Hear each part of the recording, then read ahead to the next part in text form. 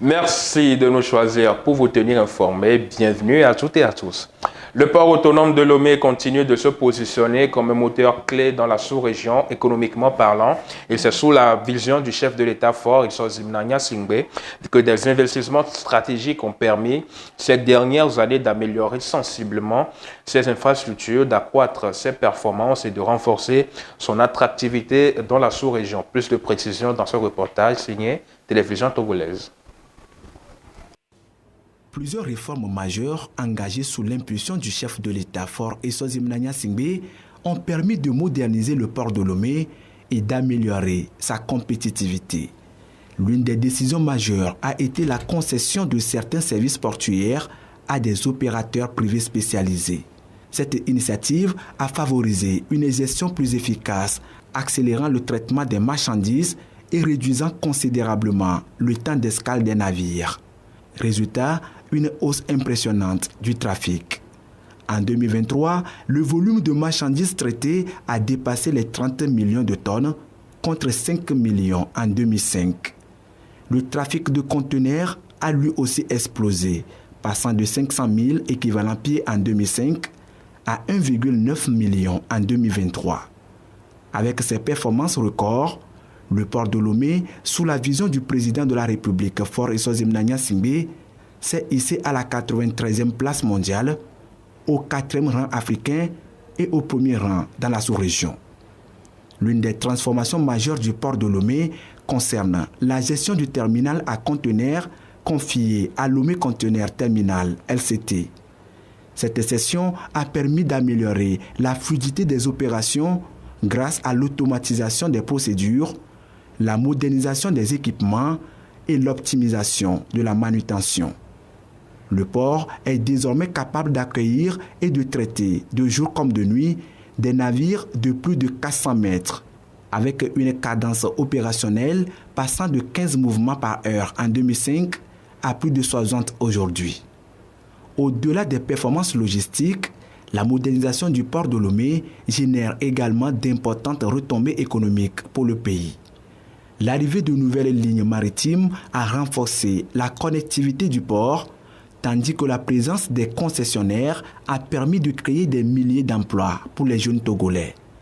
Avec une vision stratégique axée sur l'innovation et l'efficacité, le président de la République, Faure Isos Mnanya Singbe, poursuit son engagement à faire du port de Lomé un hub logistique majeur, contribuant activement à la croissance économique du pays et à son rayonnement sur la scène internationale.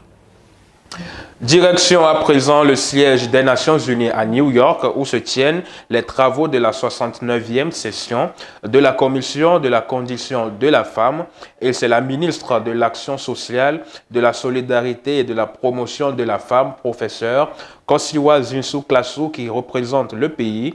Elle a présenté les mécanismes nationaux de promotion de l'égalité des sexes et de l'autonomisation des femmes et des filles. Du côté de Namon, dans la commune de Dankpen 2, un centre médico-social vient d'être construit en remplacement de l'unité de soins périphériques qui existait et c'est l'œuvre de l'ONG Action Développement Femmes et Enfants qui va permettre d'offrir des soins de qualité aux populations. Évoquons à présent l'une des actualités de ces derniers jours au Togo, la lutte contre les grossesses précoces en milieu scolaire. L'association togolaise pour le bien-être familial ATBF a justement initié à Atakpamé une rencontre avec les acteurs impliqués dans la mise en œuvre du projet approche multisectorielle de lutte contre la grossesse précoce en milieu scolaire. Il s'agit d'évaluer les résultats et les avancées pour définir des stratégies de lutte contre le fléau. La communauté musulmane poursuit lentement mais sûrement le jeûne du mois du Ramadan et également les préliminaires du concours national de récitation du Saint-Coran. La phase régionale du dit concours se poursuit dans la région des Plateaux et a eu lieu ce week-end histoire de dégager le meilleur qui défendra la région au concours national de récitation du Saint-Coran le 23 mars prochain. Plus de précisions dans ce reportage de la TVT.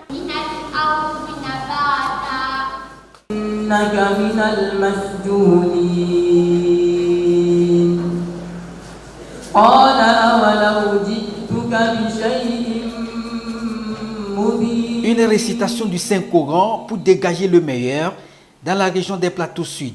Cette phase interrégionale a réuni 34 candidats répartis dans 5 catégories. Chaque catégorie a démontré son savoir-faire dans la maîtrise de ce livre sacré de l'islam. Une compétition qui, au finish, a permis de détecter le meilleur. Il s'agit de Abdourakibou Tchassanti qui a pu tirer son épingle du jeu. Ce dernier va défendre le 23 mars prochain les couleurs de la région des Plateaux Sud à la phase nationale à Lomé.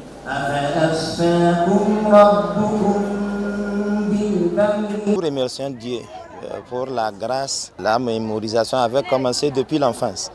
Et puis c'est avec le soutien de ma maman que je suis venu jusqu'au bout. Si aujourd'hui je suis premier, c'est parce que Dieu a voulu. Cette compétition est à sa 29e édition. Elle vise à inciter et à encourager les jeunes musulmans à s'intéresser à la lecture du Saint-Coran, l'apprendre pour bien le maîtriser. C'est une joie pour nous parce que c'est une réussite. Ce n'est qu'une phase, il reste une dernière, celle qui aura lieu le 23 mars à Lomé. Nous remercions les plus hautes autorités qui nous ont permis cette organisation. Que Allah accompagne dans leur mission.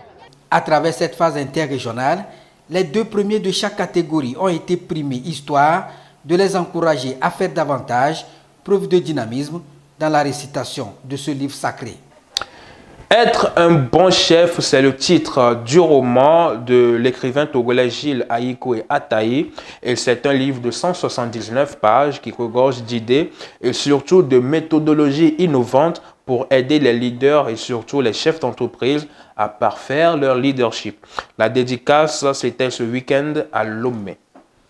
Et voilà qui met fin à ce Flash Info. Merci de nous avoir suivis. À très bientôt.